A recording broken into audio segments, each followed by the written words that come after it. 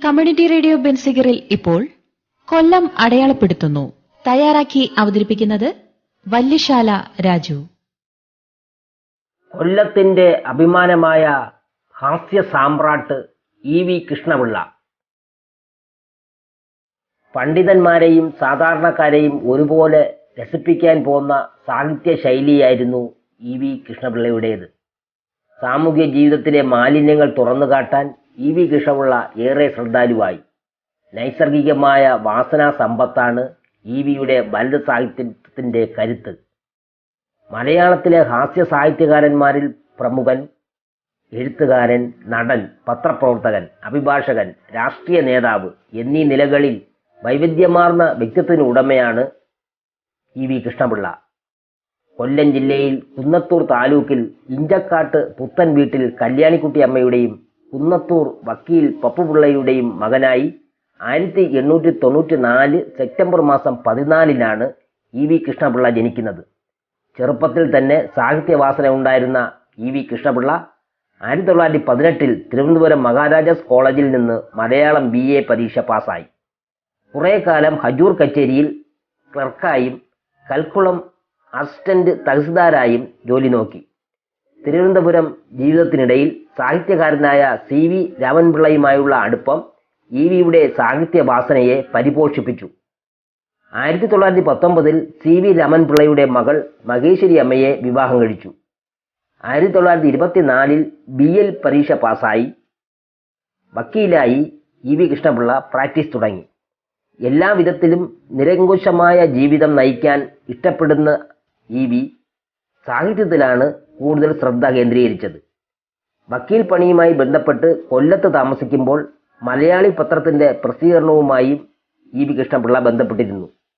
മലയാള രാജ്യം പത്രവാരികയിൽ ത്രിലോക സഞ്ചാരി എന്ന തൂലികാ നാമത്തിൽ എഴുതിയ ഫലിത ലേഖനങ്ങൾ ശ്രദ്ധേയങ്ങളായി. മലയാള മനോരമയിൽ നേത്രരോഗി എന്ന പേരിൽ എഴുതിയ ഫലിത വിഷയങ്ങൾ ഇ.വി. കൃഷ്ണപിള്ളയെ ഏറെ പ്രശസ്തനാക്കുകയുണ്ടായി. കൊല്ലവർഷം 1101 ഇ.വി. കൃഷ്ണപിള്ളയുടെയും കെ. ദാമോദരന്റെയും പ്രസാദത്വത്തിൽ സേവിനി എന്ന മാസിക കൊല്ലത്ത് നിന്ന് പ്രസിദ്ധീകരിച്ചു തുടങ്ങി.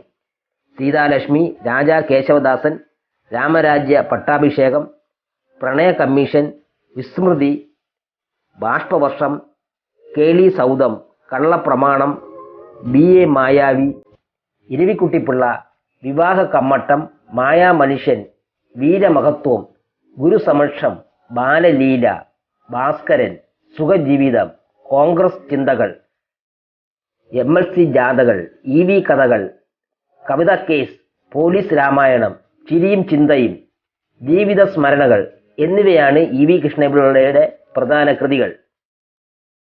രാമരാജ്യ പട്ടാഭിഷേകം ചിത്രതിരുനാൾ മഹാരാജാവിന്റെ കിരീടധാരണത്തോടനുബന്ധിച്ച് എഴുതിയ നാടകമാണ്. രാജാ കേശവദാസൻ തുടങ്ങിയ ചരിത്ര നാടകങ്ങളിൽ CVയുടെ പ്രധാന കഥാപാത്രങ്ങളെ ഇ.വി. കൃഷ്ണപിള്ള അവതരിപ്പിച്ചിട്ടുണ്ട്. 1931 തിരുവിതാംകൂർ നിയമസഭയിലേക്ക് തിരഞ്ഞെടുത്ത ഇ.വി. കൃഷ്ണപിള്ള രാഷ്ട്രീയ രംഗത്തും പ്രശസ്തനായി. സർ CP-ക്കെതിരെ തിരുവിതാംകൂറിൽ നടന്ന പ്രക്ഷോഭങ്ങളിൽ ഇ.വി. കൃഷ്ണപിള്ള മുന്നണി പോരാളിയായി മാറി. ജീവിത സ്മരണകൾ മലയാളത്തിലെ ആത്മകഥകളിൽ മികച്ചതായി ഗണിക്കപ്പെടുന്നു. 1938 മാർച്ച് അവസാന വാരത്തിൽ സ്റ്റേറ്റ് കോൺഗ്രസ് പ്രവർത്തനങ്ങളിൽ മുഴുകിയിരിക്കുമ്പോൾ രോഗബാധിതനായി ഇ.വി. കൃഷ്ണപിള്ള മാർച്ച് 30-ന് അന്തരിച്ചു. ചലച്ചിത്ര നടനായിരുന്ന പ്രശസ്ത ഹാസ്യനടൻ അടൂർ ബാസി ഇ.വി. കൃഷ്ണപിള്ളയുടെ പുത്രനാണ്. മൂത്ത മകൻ രാമചന്ദ്രൻ നായർ ചലച്ചിത്ര രംഗത്തെയും ശ്രദ്ധേയനായ മറ്റൊരു വ്യക്തിയായിരുന്നു. മൂന്നാമനായ പത്മനാഭൻ നായർ പത്രപ്രവർത്തന രംഗത്തെയും പ്രഗത്ഭരാണ്. ഇളയ മകൻ കൃഷ്ണൻ നായർ ഇന്ത്യൻ എയർലൈൻസിൽ ഉദ്യോഗസ്ഥനായിരുന്നു. ഓമനക്കുട്ടിയമ്മ, രാജലക്ഷ്മി അമ്മ എന്നീ 2 പെൺമക്കളും ഇ.വി. കൃഷ്ണപിള്ളയ്ക്കുണ്ട്.